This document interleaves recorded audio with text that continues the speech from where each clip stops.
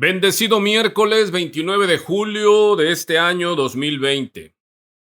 Demos gracias a Dios esta hermosa mañana, mis amados hermanos. Dediquemos este tiempo para edificar nuestra alma a través del estudio de la bendita palabra de Dios. Y te invito a que vayamos al libro de Salmos en el capítulo 119. Salmos capítulo 119. Este hermoso libro, en el verso 105, un solo versículo, vamos a darle lectura en esta introducción de nuestro estudio. Lámpara es a mis pies tu palabra y lumbrera a mi camino. Como dijo alguien por ahí, hay que vivir la vida con un ojo en el microscopio y otro en el telescopio. Diríamos con un ojo en el microcosmos y el otro en el macrocosmos. La Biblia es la palabra de Dios. Hay muchos libros que llegan a ser bestsellers, que quiere decir los más vendidos, aunque algunas veces no son tan buenos, y más veces les ponen bestseller como estrategia de marketing. Pero solo la Biblia ostenta el título de palabra de Dios. Solo la Biblia es la palabra de Dios. Ningún otro libro de ningún otro autor, por muy bueno y edificante que sea, solo la Biblia ostenta el título de palabra de Dios. Y en esta introducción, mi amada familia, es exhortarte a que volvamos a la Escritura, detengámonos un poco entre tanta información y tanta comunicación y volvamos a la Escritura. Así que este Salmo 119 en el verso 105 dice: lámpara es a mis pies tu palabra y lumbrera a mi camino. Este poema usa la figura de una lámpara, de un candil de esa época, la cual solo alumbraba donde la persona iba pisando. Y la lumbrera se refiere a la distancia, se podían ver por los campos cuando iba uno acercándose a un pueblo o a muchos kilómetros, los vertederos donde arrojaban todos los desperdicios, basura y aún animales muertos, y se mantenía ardiendo día y noche, y se podían distinguir desde distancias muy largas. Recordar que no había la iluminación que hoy existe. Y se usa la palabra Gehenna también para referirse a estos lugares. Y también se usa como figura de lugar de tormento eterno, donde arderían día y noche la basura y los desobedientes. Así que significa que la palabra de Dios, mis amados, no solo es cuando estamos en aprietos, sino es para todos los momentos diarios de nuestra existencia y para la convicción eterna. Así que, repito, la Biblia, la palabra de Dios, no es para que esté día y noche en un estante, es para el diario vivir y para afirmarse en la esperanza de la vida eterna. Es un día a la vez. Ojo, no dice lámpara es a mis pies tu palabra para cada domingo, no, o para cada mes. No, es a cada momento de nuestras vidas, a cada instante, como dice Colosenses capítulo 3, verso 16. La palabra de Cristo more en abundancia en vosotros, enseñándoos y exhortándoos unos a otros en toda sabiduría, cantando con gracia en vuestros corazones al Señor, con salmos e himnos y cánticos espirituales. Primera de Corintios, capítulo 2, versículo 16, dice: porque ¿quién conoció la mente del Señor? ¿Quién le instruirá? Mas nosotros tenemos la mente de Cristo. ¿Qué significa esto? De pronto debemos sí o sí conocer al Cristo histórico, y no hay otro libro que narre la vida de Cristo como la Biblia. Y cuando digo al Cristo histórico no es letra muerta, no. Si está en la Biblia, como dice la misma Biblia en Hebreos 4:12, porque la palabra de Dios es viva y eficaz, y más cortante que toda espada de dos filos, y penetra hasta partir el alma y el espíritu, las coyunturas y los tuétanos. Vemos que aquí se refiere que la palabra atraviesa, dice, el cuerpo, porque se refiere a las coyunturas y los tuétanos, y discierne los pensamientos y las intenciones del corazón. Vemos aquí entonces espíritu, alma y cuerpo es edificado y se manifiesta lo que hay en nosotros. Dice el verso 13, y no hay cosa creada que no sea manifiesta en su presencia. Antes bien, todas las cosas están desnudas y abiertas a los ojos de aquel a quien tenemos que dar cuenta. ¿Cómo se manifiesta lo que hay en nuestro corazón, amados? Sí, a través de la palabra. Es la que alumbra aún en medio de la más densa oscuridad. Cada momento de nuestra vida, allí cuando no vemos claro lo que debemos de hacer, dejemos que la palabra de Dios nos alumbre y podamos ver a Cristo como Él nos dejó ejemplo de sus pisadas para seguirlas al pie de la letra. Hoy tenemos como título a nuestro sermón esta hermosa mañana, este hermoso día, alégrate en el Señor. El título es Cristianos, así entre comillas. ¿Y sabías que el término cristiano viene del griego cristianos y que significa pequeño Cristo o pequeños Cristo? Y esto era para burlarse de los seguidores de Cristo, para intimidarlos, como diciéndoles, sí, no, ya reconocían que Cristo había marcado la historia, pero querían detener a la iglesia y usaban de todo, así como el escarnio, y decirles, sí, tú Cristo, ¿no? Es como cuando alguien te quiere sacar de tus casillas y te dice sarcásticamente, y eso que eres cristiano. Así que hoy vamos a desarrollar esta predicación de la imitación de Cristo, de ser como Cristo. Y en Primera de Corintios, capítulo 11, versículo 1, Pablo el apóstol dice así, sed imitadores de mí, así como yo de Cristo. Colosenses 3:16 dice, la palabra de Cristo more en abundancia en vosotros, enseñándonos y exhortándonos unos a otros en toda sabiduría, cantando con gracia en vuestros corazones al Señor, con salmos e himnos y cánticos espirituales. Hemos estado leyendo entonces Colosenses 3:16 y habla que la palabra de Dios, y aquí dice la palabra de Cristo, debe morar en abundancia en vosotros. ¿Qué quiere decir esto? Debemos tener la palabra memorizada en nosotros. Dice que de la abundancia del corazón debe hablar la boca, de lo que hay en nosotros. Cuando abramos la boca salga la palabra de Dios, así como hacía nuestro bendito Señor cuando caminó en esta tierra para darnos el ejemplo. Así que te repito, el título del sermón es Cristianos, así como se oye.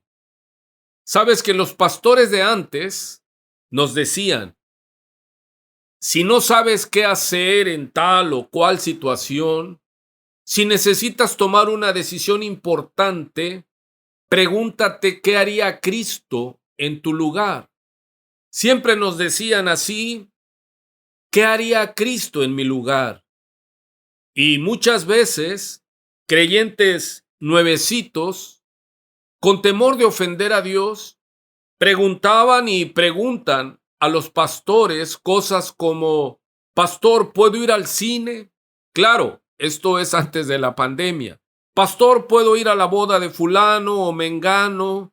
O preguntan cosas de conciencia, el tema de incinerar o no incinerar, que son cosas de conciencia, y allí habría que preguntarse, Señor, ¿qué harías tú en mi lugar?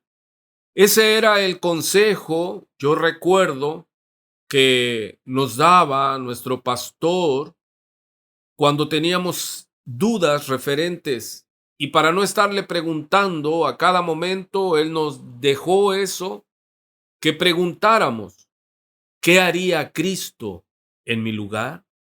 Así que, estando en una consejería, terminando de una consejería, me puse a recordar de eso y es lo que da pie a esta meditación. Y en mi cabecita comencé a hacerme la pregunta, pero a la inversa, ¿qué hubiera hecho yo en las situaciones que estuvo Cristo?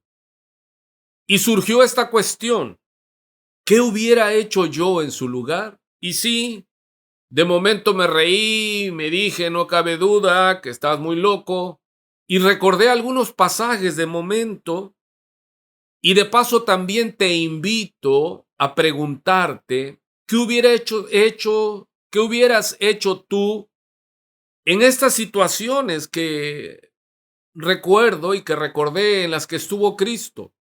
Obvio, guardando las distancias en cada caso. Me voy a ir explicando, veremos algunos ejemplos. Pero antes volvamos a aclarar el significado bíblico ahora del nombre cristiano, porque hoy día a cualquiera se le llama cristiano o cualquiera se autonombra cristiano. Vamos a lo que se llama la ley de la primera mención, que significa la primera vez que aparece un concepto en las Sagradas Escrituras. Por eso hay diferencias muchas veces entre los diccionarios seculares y los diccionarios bíblicos. Y vamos a la primera vez que se nombra la palabra, el concepto cristianos. Y vamos al libro de Hechos, capítulo 11, versículo 19. Dice así: Ahora bien, los que habían sido esparcidos a causa de la persecución, está hablando del nacimiento de la iglesia de Cristo, que hubo con motivo de Esteban, del sacrificio, cuando sacrificaron a Esteban, dice que pasaron hasta Fenicia, Chipre y Antioquía, no hablando a nadie la palabra, sino solo a los judíos.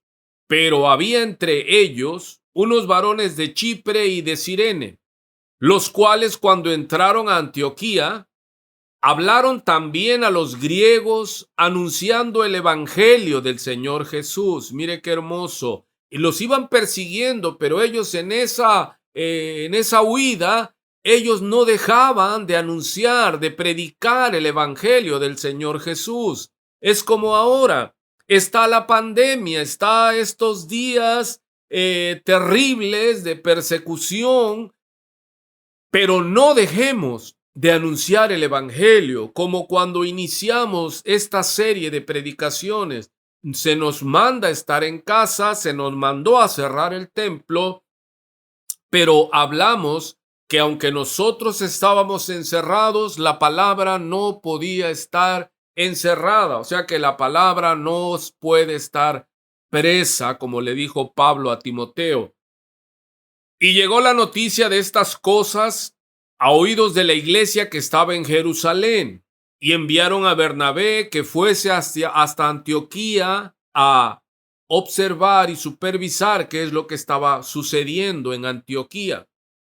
Cuando llegó Bernabé y vio la gracia de Dios, dice que se regocijó y exhortó a todos a que con propósito de corazón permaneciesen fieles al Señor, porque dice que Él era un varón bueno y lleno del Espíritu Santo y de fe, y una gran multitud fue agregada al Señor. Al ver esto, Bernabé fue a Tarso para buscar a Saulo, y hallándole allí, le trajo a Antioquía, y allí los dos dice que se congregaron todo un año con la iglesia, y enseñaron a mucha gente, escucha, y a los discípulos se les llamó cristianos por primera vez en Antioquía. O sea que no se les llamó cristianos a todos los que estaban recibiendo la instrucción de la palabra, sino a los que se convirtieron en discípulos.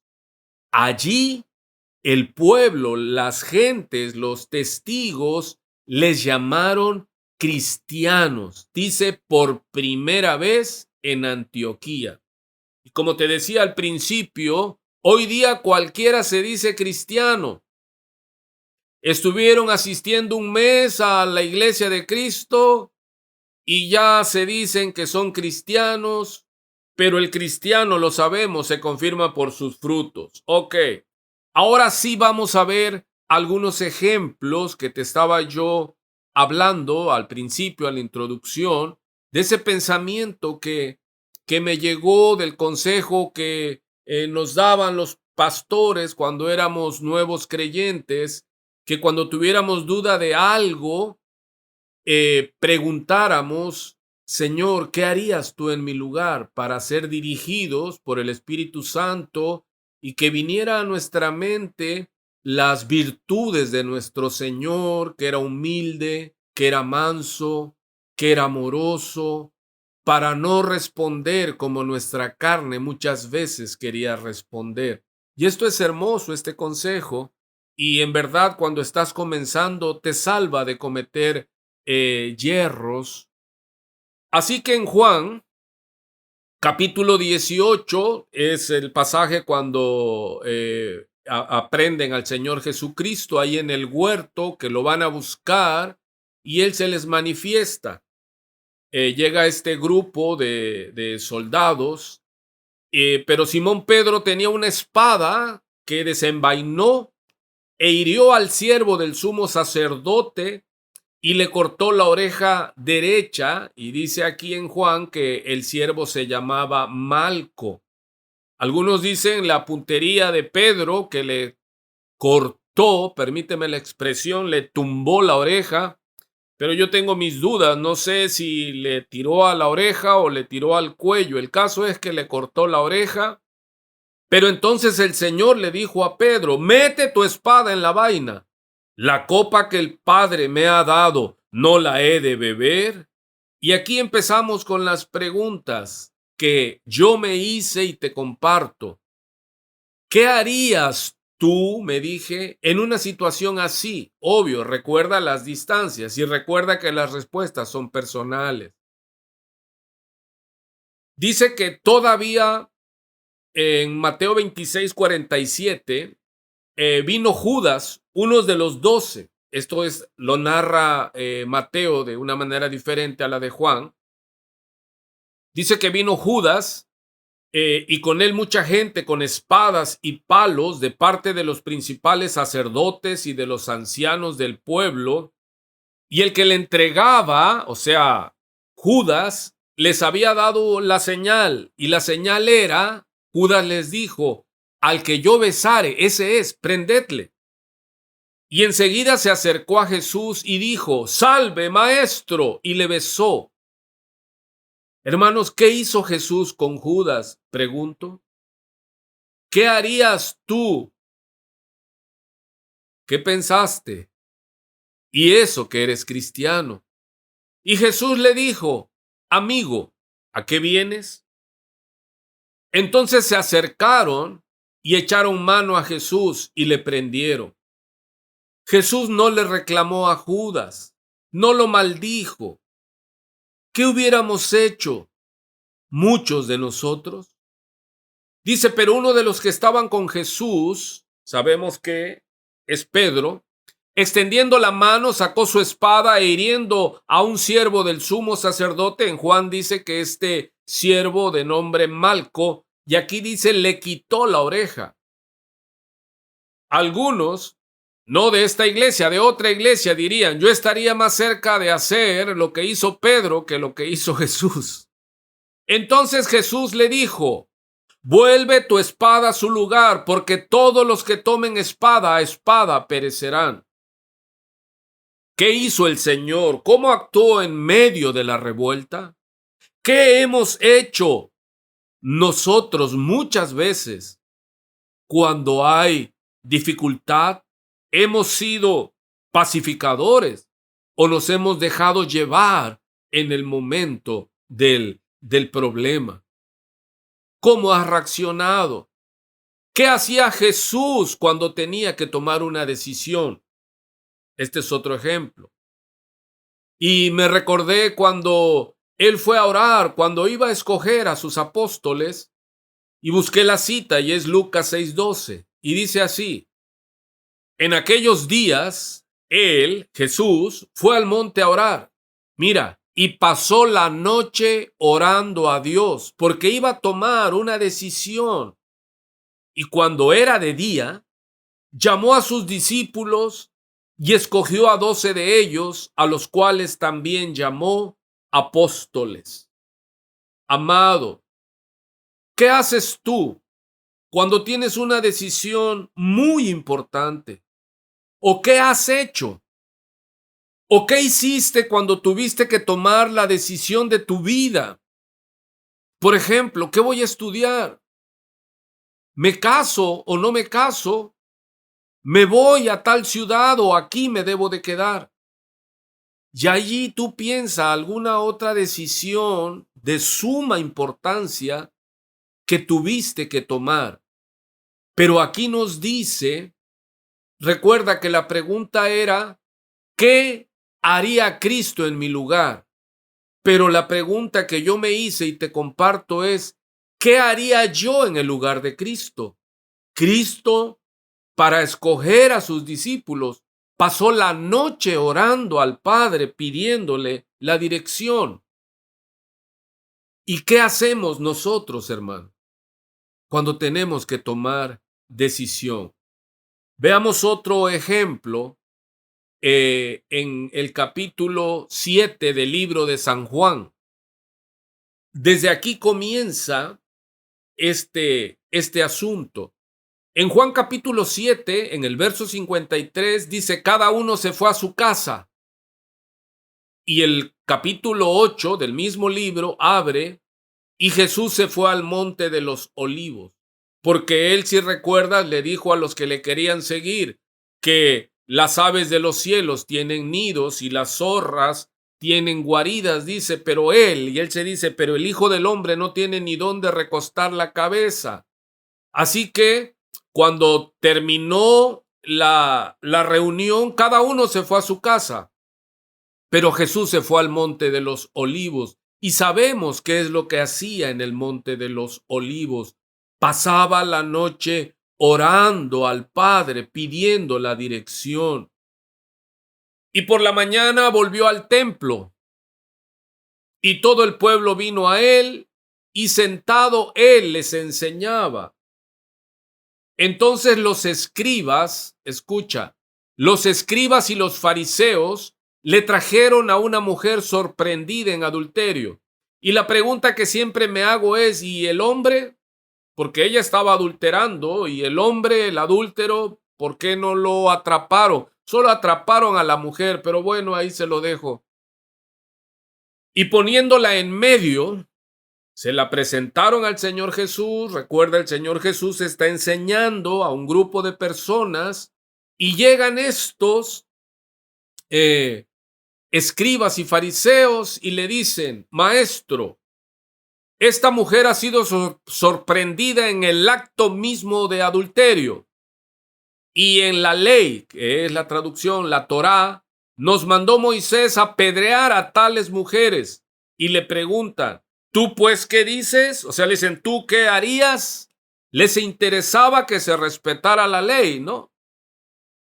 Veamos otra traducción, esta otra traducción, la traducción Kadosh, y dice así: ahora está hablando los escribas y fariseos, y dicen: ahora en nuestra Torá, Moshe ordenó que tal mujer fuera apedreada hasta la muerte. ¿Qué es lo que tú dices al respecto? Su aplicación personal de los escribas y fariseos, mas esto decían tentándole para poder acusarle. Pero Jesús, inclinado hacia el suelo, escribía en tierra con el dedo. Algunos predicadores y algunos de la tradición católica dicen que escribía los pecados capitales. Yo creo que no, la escritura lo va a revelar.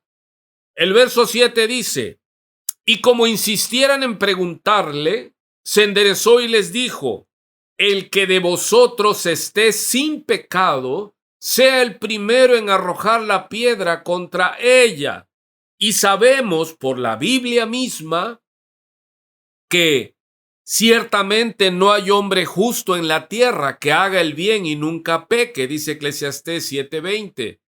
En el Salmo 53 dice que no hay, dice: Dios desde los cielos miró sobre los hijos de los hombres para ver si había algún entendido que buscara a Dios. Cada uno se había vuelto atrás, todos se habían corrompido. Dice: no hay quien haga lo bueno, no hay ni aún uno. Y esto lo retoma Romanos en el capítulo 3, como está escrito en el verso 10, y dice: no hay justo ni aún uno, dice Pablo, como está escrito, haciéndose referencia al salmo que acabamos de leer. Dice: no hay quien entienda, no hay quien busque a Dios, todos se desviaron, a una se hicieron inútiles. No hay quien haga lo bueno, no hay ni siquiera uno. Sepulcro abierto es su garganta, con su lengua engañan.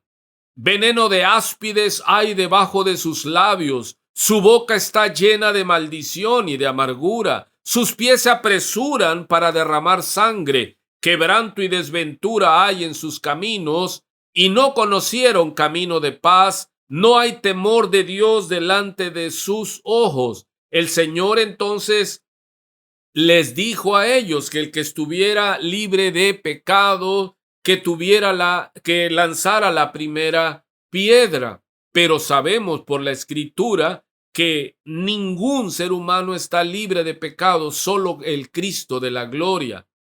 Así que, retomando la lectura en Juan capítulo 8 de la mujer encontrada en adulterio, dice que el verso 8, inclinándose de nuevo hacia el suelo, siguió escribiendo en tierra.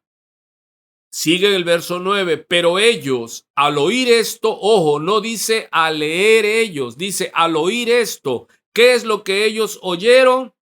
Que el que estuviera libre de pecado, que lanzara la primera piedra.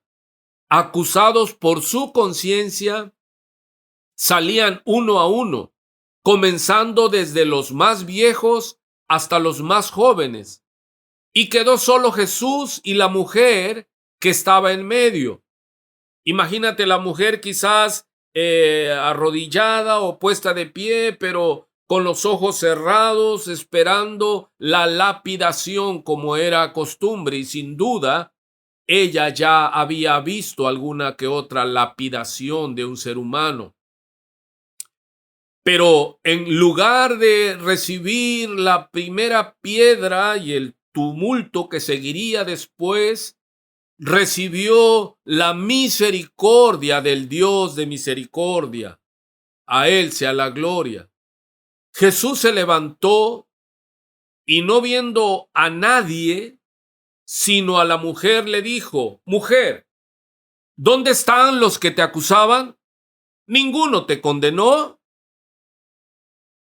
Y ella dijo: ninguno, Señor. Entonces Jesús le dijo: ni yo te condeno. Vete y no peques más. Y yo pregunto, mis amados, De todos los varones que estaban allí en ese momento, ¿quién hubiera podido arrojar esa primera piedra? Sí, solo Jesús era el que podía. Y por eso él le dijo, ni yo el que puedo condenarte, no te condeno, te perdono, vete. Pero le hace una advertencia y espero que nos quede claro a nosotros, hermano, no estemos atesorando ira para el día de la ira de Dios. Arrepintámonos y pidámosles fuerzas al Señor para vivir en santidad y en obediencia, haciéndonos parecidos, iguales, semejantes a Cristo. Ahora pregunto, ¿qué hubiera hecho yo en ese lugar? Y te comparto, ¿qué hubieras hecho tú? ¿Hubieras perdonado a la mujer? Pero algunos de otra iglesia no le perdonan cosas mejores a su mujer y por cualquier cosa se dejan de hablar semanas. Sí, y eso que son cristianos. Otra pregunta, ¿y si la mujer hubiera sido tu mujer? O mujer, si el que fue descubierto allí en adulterio hubiera sido tu esposo, ¿qué hubieras hecho tú, mujer? Casi me río. Y eso que eres cristiana. Veamos otro ejemplo de los que estuve meditando y luego te dije, busqué los textos y me recordé de este hombre que se comparó con, con el recaudador de impuestos. Dice así en Lucas 23, vamos a tomarlo desde el verso 1. Levantándose entonces toda la muchedumbre de ellos, vamos a ver este antes. Llevaron a Jesús a Pilato. Antes de tomar el otro, vamos a pasarlo para lo último mejor. Vamos a ver la acusación, el terrible juicio que hacen hacia el Señor Jesús. Dice, y comenzaron a acusarle diciendo, llevaron a Jesús delante de Pilato y dice, a este hemos hallado que pervierte a la nación y que prohíbe dar tributo a César, diciendo que él mismo es el Cristo, un rey. Entonces Pilato le preguntó diciendo, ¿eres tú el rey de los judíos? Y respondiéndole, Jesús le dijo, ¿tú lo dices? Y Pilato dijo a los principales sacerdotes y a la gente, ningún delito hallo en este hombre. Pero ellos insistían, porfiaban, diciendo, es que alborota al pueblo, enseña por toda Judea, comenzando desde Galilea hasta aquí. Y cuando llegaron, me adelanto, al lugar de la calavera, le crucificaron allí y a los malhechores, uno a la derecha y otro a la izquierda. Y Jesús decía, Padre, perdónalos porque no saben lo que hacen. Y repartieron entre sí sus vestidos, echando suertes. Y el pueblo estaba mirando, y aún los gobernantes se burlaban de él, diciendo, a otro salvó, sálvese a sí mismo, si este es el Cristo, el escogido de Dios. En este juicio se muestra claramente la maldad sin límites del ser humano. Aquí nos enseña la Escritura de los principales líderes religiosos de Israel, pasando por alto su propia ley, que dice en Éxodo, no hablarás contra tu prójimo falso testimonio. Y todos hablaron falsedad. Fue un juicio infame para llevar a nuestro Señor Jesucristo a la muerte de cruz. Pregunto, ¿y tú qué hubieras hecho? ¿Perdonarías a los que te acusan falsamente? Y tomando la bienaventuranza que dijo el Señor Jesús en Mateo 5:11, donde dice, bienaventurados sois cuando por mi causa os vituperen y os persigan y digan toda clase de mal contra vosotros, mintiendo. Gozaos y alegraos, dice el Señor, porque vuestro premio es grande en los cielos. Porque así persiguieron a los profetas que fueron antes de vosotros. Hermano, ¿ya perdonaste a los que hablaron mentiras de ti? ¿A los que te ofendieron? Porque recuerda que si no perdonamos a los que nos ofenden, tampoco el Padre que está en los cielos nos perdonará. Así, para que puedas tomar la mejor decisión y para que podamos tomar la mejor decisión, debemos mantener la lámpara encendida. Y la lámpara en esos tiempos se mantenía ardiendo por el aceite en el depósito. Por eso se nos manda estar siempre llenos del Espíritu Santo, para que nuestra lámpara no se apague, para que seamos guiados por el Santo Espíritu, esforzándonos por conocer la voluntad del Padre revelada en las Escrituras.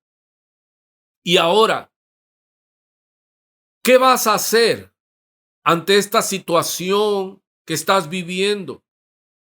¿Qué es lo que debemos hacer en estos días de terrible agonía, de terrible presión? Hermanos, no somos cristianos por copiar y pegar pensamientos muy bonitos y verdaderos en Face o WhatsApp. Porque cuando hay que tomar decisiones con una mente renovada, regresamos y debemos dirigirnos por el Espíritu Santo. Recuerda, no te hace sabio cuánto lees, sino cuánto recuerdas. Y no te hace cristiano cuánto lees o cuánto recuerdas, sino cuánto vives. La manera en que vivimos es muy cercana, pregunto, a la manera en que Cristo vivió, cómo Él se conducía. Cada día me acerco más a la estatura de un varón perfecto en Cristo Jesús.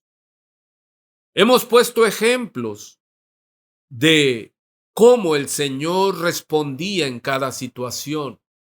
Y te dije, respetando las distancias, no nos han llevado a la cruz, pero de muchos sí han dicho falsos testimonios, cosas terribles que ofenden gravemente. Pero ¿cómo respondió Cristo? Ese es mi ejemplo. Y de esa manera debemos de responder. Tú y yo hemos tenido situaciones donde nos hemos enterado que han levantado horrendas acusaciones, mentiras contra nuestro testimonio, y no hemos dejado que nuestra carne responda, porque inmediatamente debe ser Cristo nuestro ejemplo a seguir, porque si somos cristianos, somos discípulos, seguidores de Él, de su ejemplo, que Él no maldecía, Él no respondía con maldición, sino que Él bendecía, y lo que Él enseñó, Él lo vivió. Él nos dijo: amad a los que os persiguen y orad por los que os maldicen, bendecid y no maldecid. Hermanos, y ahora vamos a este ejemplo que te decía, que es uno que me quedó mucho, porque muchas veces nos comparamos con los que están caídos en pecado y son rebeldes, aunque tengan nombre de cristianos. Y aquí vemos la comparación que hacía un fariseo representando a alguien religioso, legalista, pagado de sí mismo, cómo se refería al cobrador de impuestos, ¿sí? Y aquí vemos entonces esta historia que está en Lucas 18:9. Y dice así el Señor Jesús: a unos que confiaban en sí mismos como justos, mire, a unos que confiaban en sí mismos como justos y menospreciaban a los otros, dijo también esta parábola, encendió la ira de los religiosos, de los falsos. Dos hombres, dice, subieron al templo a orar. Y ahí estaban los fariseos oyendo esto que el Señor estaba narrando. Y dice, uno era fariseo, guardador de la ley, y el otro publicano. ¿Qué es un publicano? Era un traidor, era alguien abominable, alguien que estaba en el nivel de los ladrones, de los borrachos, de las prostitutas, y tenía prohibido entrar al templo. Solo podía desde fuera del templo suplicar cuando tenía necesidad de Dios. Así que dice la narrativa. El fariseo puesto en pie oraba consigo mismo, no oraba a Dios ni con Dios, sino él mismo. De esta manera, Dios, te doy gracias porque no soy como los otros hombres, ladrones, injustos, adúlteros, ni aún como este publicano. Y se refirió al publicano que estaba afuera del templo. Y sigue diciendo de él mismo, ayuno 2 veces a la semana, doy diezmos de todo lo que gano. Así que, mi amado, no se trata de compararnos con otros, sino ¿sabes con quién? Con Cristo. Que Cristo sea nuestra medida, porque el propósito del Padre es que alcancemos la estatura de un varón perfecto, de una varona perfecta en Cristo Jesús. Por eso dice la misma palabra. Alábate el extraño y no tu propia boca, el ajeno y no los labios tuyos. O dicho de otra manera, como dice, alabanza en boca propia es insulto, es vituperio. En Corintios dice Pablo, porque no nos atrevemos a contarnos ni a compararnos con algunos que se alaban a sí mismos. Los que dicen es que yo hablo en lenguas, yo tengo visiones, yo esto, yo el otro, yo pertenezco a tal o cual. No, que no sea tu boca la que lo diga, sino que sea Dios el que te alabe. Midiéndose a sí mismos por sí mismos y comparándose consigo mismos, no son juiciosos. Dice más, el que se gloría, gloríese en el Señor, porque no es aprobado el que se alaba a sí mismo, sino aquel a quien Dios alaba.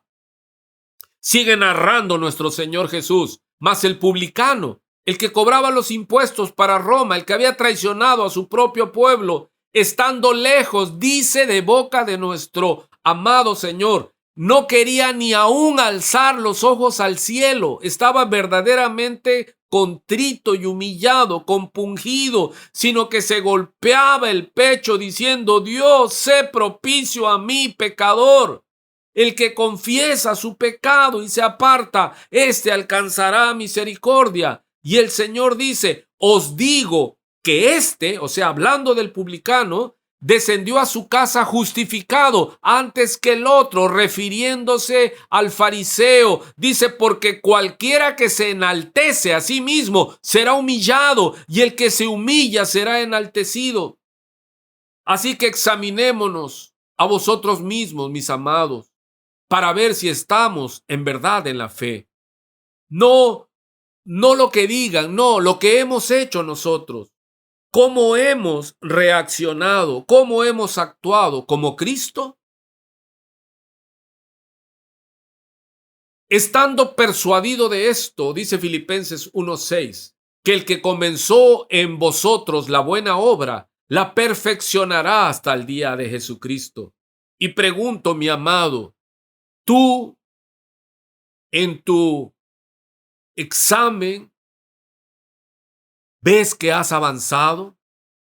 ¿Ves que ya no hablas malas palabras? ¿Ya no explotas al momento? Porque dice que el necio al momento da a conocer su ira.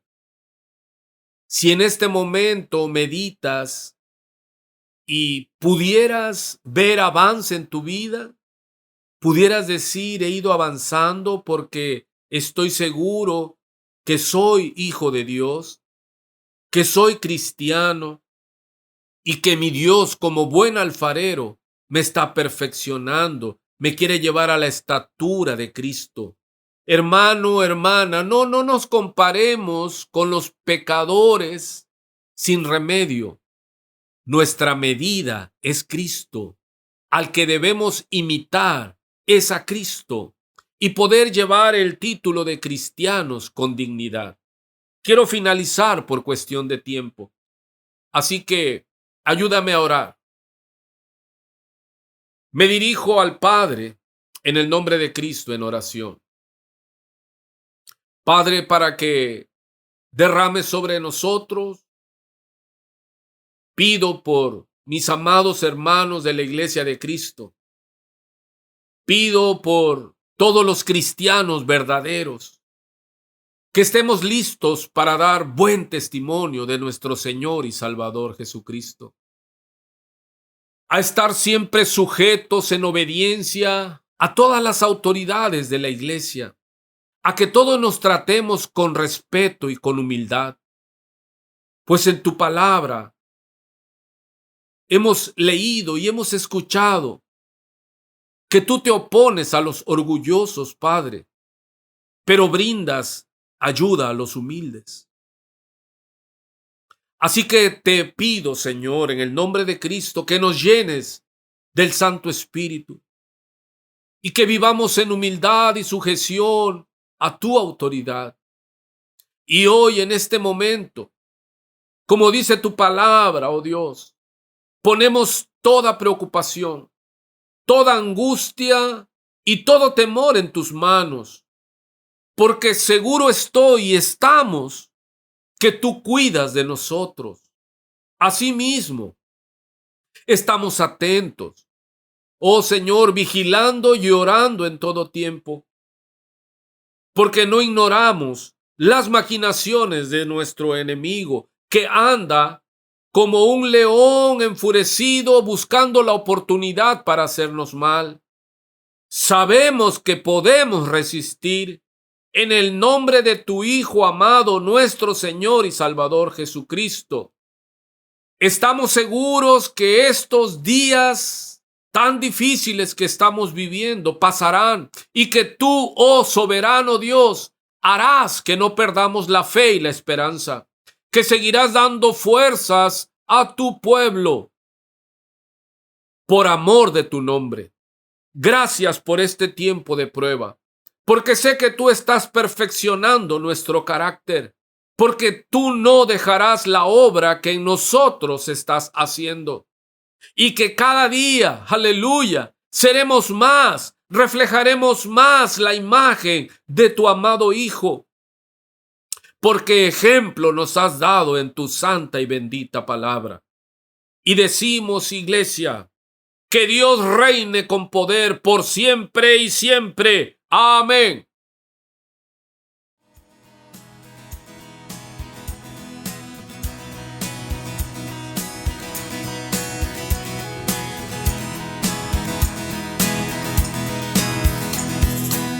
Pusiste en orden todo el caos, nos adoptaste como tus hijos, el Rey de gloria, el Rey de majestad.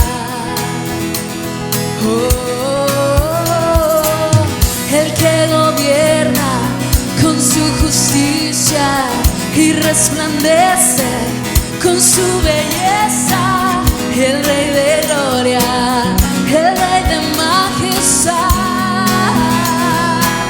Gracias sublimes, perfecto es su amor. Tomas en ti lugar, cargaste tú mi cruz, tu vida dice ahí, y ahora libre soy.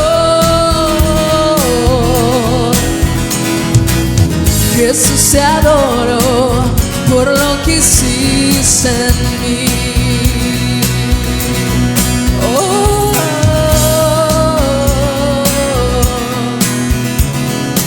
Digno es el Cordero de Dios, digno es el Rey que la muerte venció.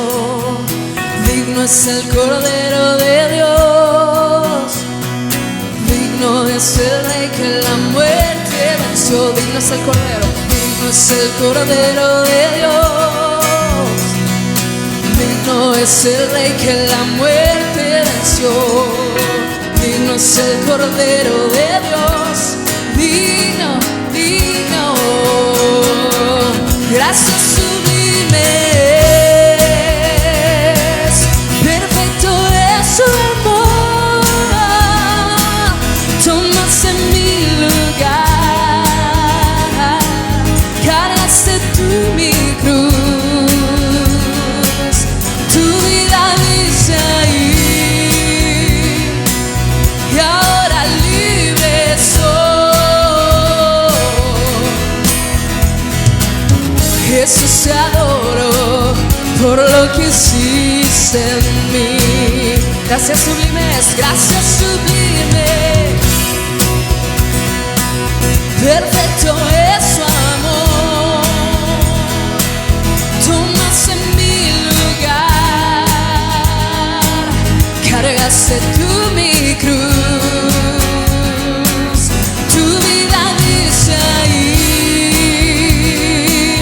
Y ahora libre soy. Jesús, te adoro por lo que hiciste en mí. Sí, Señor.